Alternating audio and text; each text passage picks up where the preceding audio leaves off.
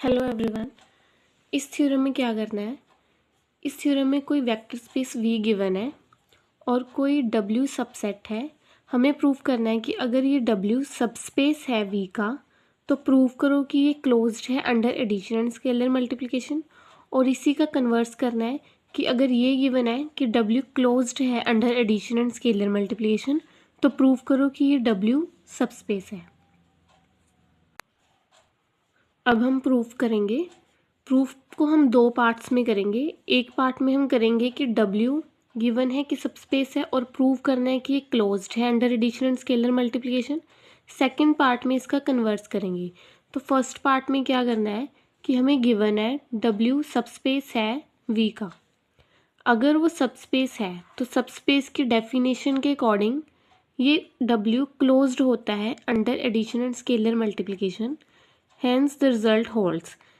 इस थ्योरम का proof by definition से ही हो जाता है, यहाँ पे और कुछ करने की ज़रूरत नहीं है, क्योंकि सबस्पेस की डेफिनेशन ही कहती है कि अगर कोई सबस्पेस है तो वो क्लोज्ड तो होगा ही under addition and scalar multiplication.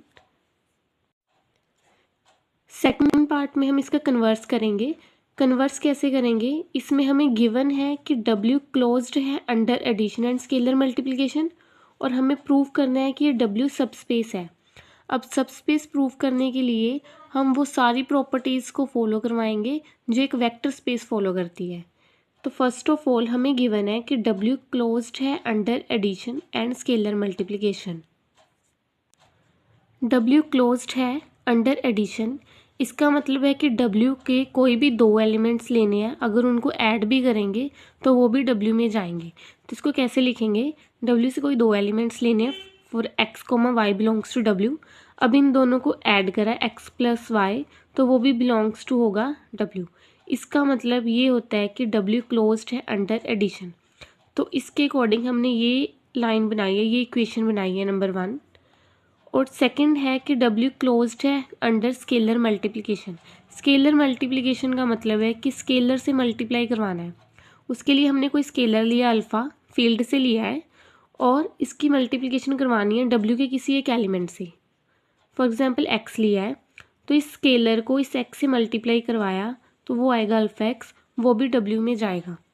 इसका मतलब होता है कि W क्लोज्ड है अंडर एडिशन, इसका मतलब है कि स्केलर मल्टीप्लिकेशन के अंडर क्लोज्ड है। तो यहाँ से नंबर 1 है नंबर 2 इक्वेशंस आ जाती हैं। इसके बाद हम प्रूव करेंगे कि W सबस्पेस है V का। इसके लिए हमें दो चीज़ें पहले प्रूव करनी है।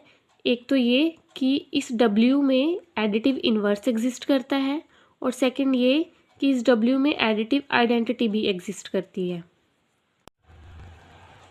अब हमें प्रूव करना है पहले कि W में एडिटिव इन्वर्स एग्जिस्ट करता है।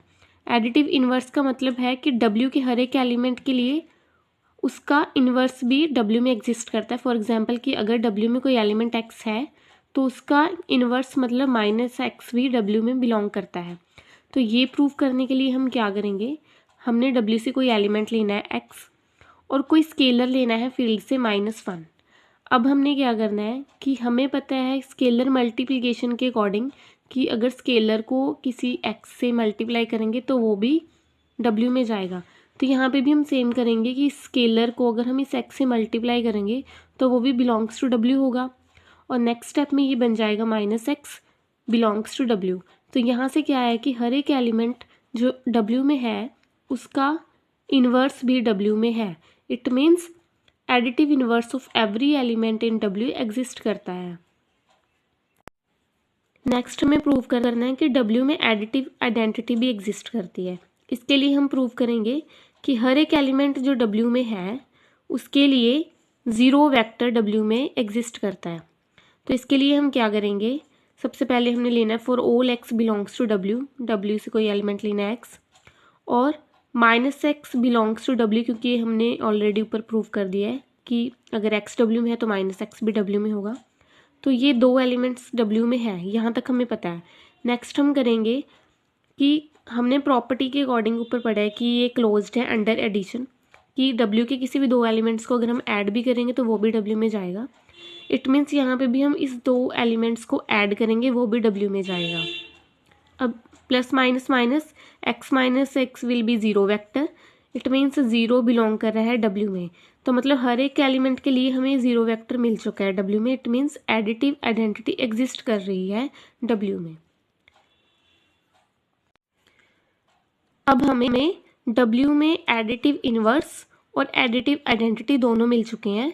सो हम इसे ऐसे लिख सकते हैं, एडिटिव आइडेंटिटी को हम लिख सकते हैं कि हम किसी भी एलिमेंट X में अगर एडिटिव आइडेंटिटी को ऐड करते हैं तो वही एलिमेंट आ जाता है, या फिर इसे यहाँ पे हमने राइट हैंड साइड पे ऐड करें या फिर इसको लेफ्ट हैंड साइड पे भी ऐड करेंगे तो भी वो सेम ही आएगा। For all X belongs to W, मतलब हर एक एलिमेंट जो W में है उसके लिए हमें एक 0 वेक्टर मिल चुका है जो कि एडिटिव आइडेंटिटी है। और दूसरा है कि हमें एडिटिव इन्वर्स भी मिल चुका है। For all X belongs to W हमें एक -X बिलोंग्स टू W मिल चुका है जो कि एडिटिव इन्वर्स है, सच दैट कि अगर हम हर एक एलिमेंट में उस इन्वर्स को ऐड करेंगे, चाहे राइट हैंड साइड ऐड करो चाहे लेफ्ट पे ऐड करो, तो हमारे पास 0 वेक्टर मतलब एडिटिव आइडेंटिटी आता है। ये दो चीज़ें हमने प्रूव करी हैं additive identity and additive inverse के लिए।